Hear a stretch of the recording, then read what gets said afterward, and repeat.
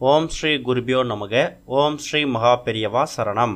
March 28 வியாழக்கிழமை குபேர சங்கடகர சதுர்த்தி. அன்னைக்கு தினம் ஒரு ஸ்பூன் தேங்காய் எண்ணெய் இருந்தால் போதும். நீங்கள் நினைத்த காரியம் வெற்றி அடையும். தோல்விகள் நீங்கி இனி வெற்றி மட்டும்தான் கிடைக்கும். இந்த ஒரு வழிபாட்டு முறையை நீங்கள் மார்ச் 28ஆம் தேதி அப்படிலாம் மார்ச் 29ஆம் தேதி சாயந்தரம் 6 மணிக்குள்ளே பண்ணணும்.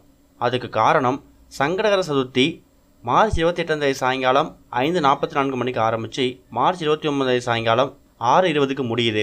நம்ம வாழ்க்கையில் இருக்கக்கூடிய தடை, கடன், பண பிரச்சனை, திருமண தடை, குழந்தையின்மை, இது மாதிரி பலவிதமான பிரச்சனைகளை சிக்கி தவிக்கக்கூடியவங்களுக்கு அவங்க அதிலிருந்து விடுபடுறதுக்கு சங்கடகர சதுர்த்தி விரதம் இருந்து முழுமுதற் கடவுளாக இருக்கக்கூடிய விநாயகர் பெருமானை வழிபடுறது மூலயமா நல்ல தீர்வு கிடைக்கும்.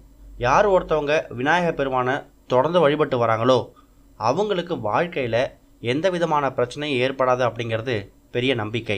பொதுவாகவே சங்கடகர சதுர்த்தி அன்னைக்கு விநாயகர் ஆலயத்துக்கு போயிட்டு மாலை நேரத்தில் அங்கே நடக்கக்கூடிய அபிஷேகத்தில் கலந்துக்கிட்டு நம்மளால் முடிஞ்ச அளவுக்கு அபிஷேக பொருட்களை வாங்கி கொடுக்கறது மூலயமா விநாயகர் பெருமான் நல்ல வழியை காட்டுவார் அப்படிங்கிறது எல்லாருக்கும் தெரிஞ்சது. யார் ஒருத்தவங்க 11 சங்கடகர சதுர்த்தி விடாமல் விநாயகர் பெருமானை வழிபட்டு விரதம் இருக்காங்களோ அவங்க கேட்கக்கூடிய விஷயங்கள் எல்லாமே கிடைக்கும். அந்த வகையில் இப்போ நம்ம பார்க்கக்கூடிய இந்த ஒரு வழிபாட்டு முறை பரிகார முறை என்ன அப்படின்னு கேட்டிங்கன்னா, இதை நீங்கள் வீட்லேயும் செய்யலாம். முடிஞ்சவங்க உங்கள் வீடு பார்த்து இருக்கக்கூடிய விநாயகர் கோவிலுக்கு போயிட்டு பண்ணுறது ரொம்ப ரொம்ப சிறப்பு. இதுக்கு உங்களுக்கு தேவையான பொருள் என்னன்னு கேட்டிங்கன்னா, தேங்காய் எண்ணெய். பொதுவாகவே நீங்கள் விநாயகர் பெருமான் கோவிலுக்கு போனீங்கன்னா நல்லெண்ணெய் ஊற்றி தீபம் ஏற்றுவீங்க, இல்லைன்னா நெய் தீபம் போடுவீங்க. அதை விட சங்கடகர சதுர்த்தி அன்னைக்கு விநாயகர் கோவிலுக்கு போயிட்டு அதிகமாக கூட விளக்கு போடணும் இல்லை, ஒரு விளக்கு போட்டால் கூட போதும். அந்த விளக்கை தேங்காய் எண்ணெயில் போடுங்க.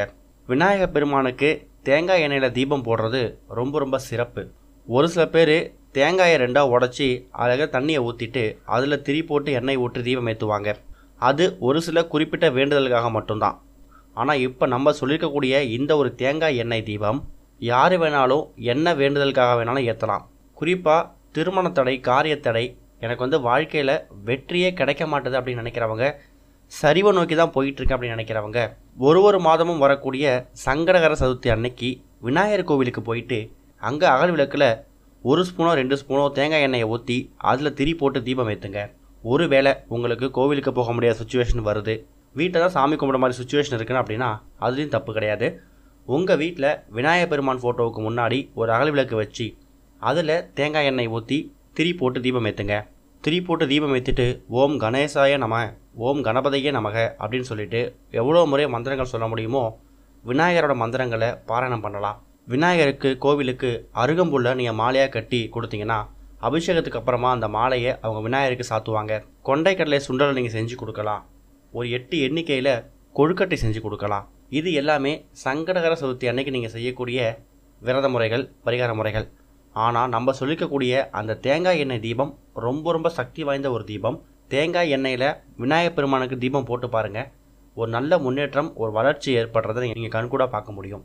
ஓம் ஸ்ரீ குருபியோ நமக. ஓம் ஸ்ரீ மகா பெரியவா சரணம்.